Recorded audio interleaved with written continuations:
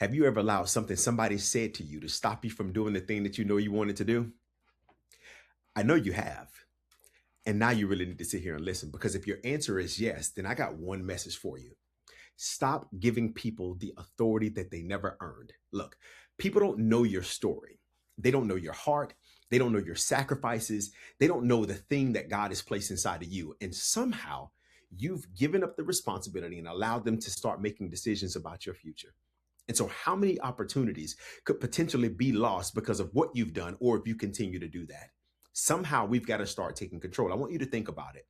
How many conversations have you never had? How many how many business decisions have you never done? How many videos have you never posted? How many dreams have you never chased? Because somewhere in your mind, you created an audience that never even showed up. And so the fascinating thing about this is people rarely quit because of the reality that's in front of them. They quit because because of a conversation that they had with themselves. The worst part is they usually let somebody who isn't building the life that they want decide the type of life that they'll build. And so today I want to help you destroy that. So if you're new here, my name is Demias. I'm a husband, I'm a father, I'm a retired United States Marine, author, Brazilian Jiu-Jitsu black belt, and an architect of identity reconstruction.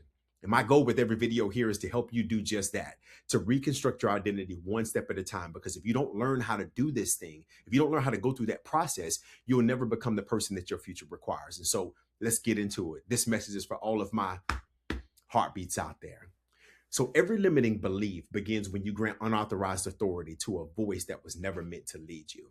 Now, this authority means something, because point number one is you're giving people too much authority. Whether it's one comment, one look, a laugh, a disagreement, you're suddenly allowing somebody else to play a part in writing your future.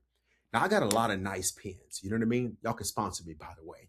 And I've used these for scripts and stories, but you've done the same thing with your pens, and you've allowed somebody else to come in and help write your story.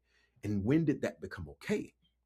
Who decided that they were qualified to approve what your purpose is, what you should say and do? Who gave them that authority on what you should create?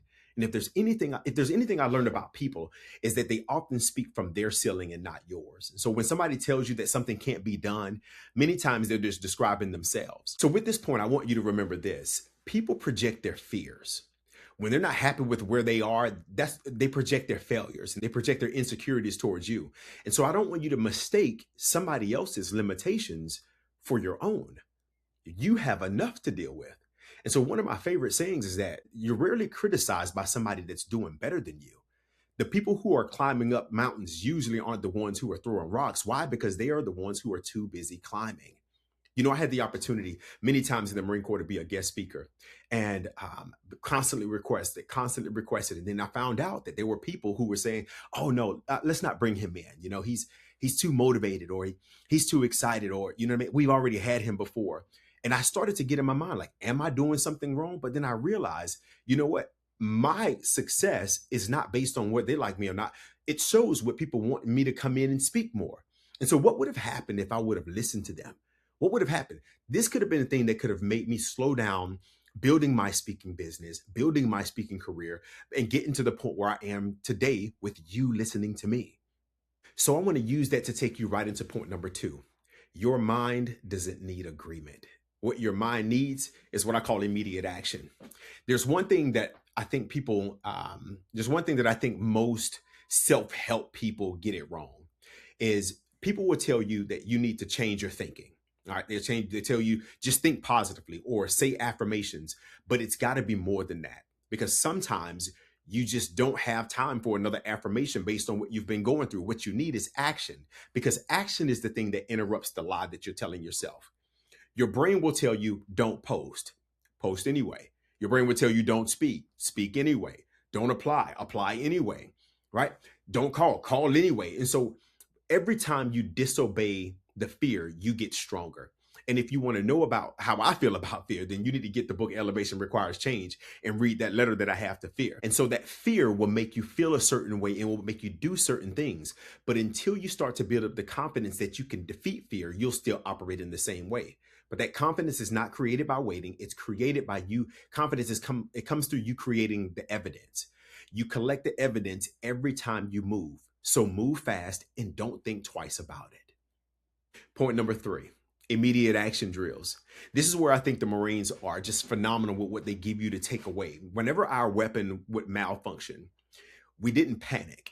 We didn't stand there wondering what happened or what should we be doing next. We had what's known as an immediate action drill. This is where we tap, rack, and bang. You tap the magazine, rack the charging handle, and attempt to fire again. The reason why this is so important is because hesitation kills. Now, I want you to think about this with your own life. What happens every time a limiting belief jams your mind? I don't think I'm good enough, or I don't think they'll like it. What if people laugh? What if I fail? Most people freeze. And while they're frozen, their future keeps moving. The thing they want to do keeps moving. So you need to create a new immediate action drill. Tap. Tap into who you really are, not who fear says you are. You need to remember your experiences and remember what you've overcome. Think about the things that you've already survived and, more importantly, who God has called you to become. Remember your purpose. That's what you got to do. Tap into that. More than anything else, tap into that and then rack your brain. Challenge that thought. Like, who told me this? Is this true about me? What evidence supports it? What would the future version of me do right now? Rack your brain and interrupt that pattern immediately, and do not get comfortable. And the next thing you do is fire. Take action immediately. Post it, submit it, record it, write it, ask it, launch it, lift it, say it, apply, move, because movement is the thing that kills mental paralysis. This is what you need. Tap, rack, bang. That's one note. Don't ever forget that. I want you to imagine this. If every time you had hesitation, you referred back to that drill, how much of your life could you fix? So gone are the days of us postponing things. Most people truly don't need another motivational quote. They need a different response. They need to stop negotiating with the things that they typically negotiated with, and you need a process. Tapping into who you are, racking your brain for what's required, and firing right away, knowing that you can overcome any limiting belief that you have.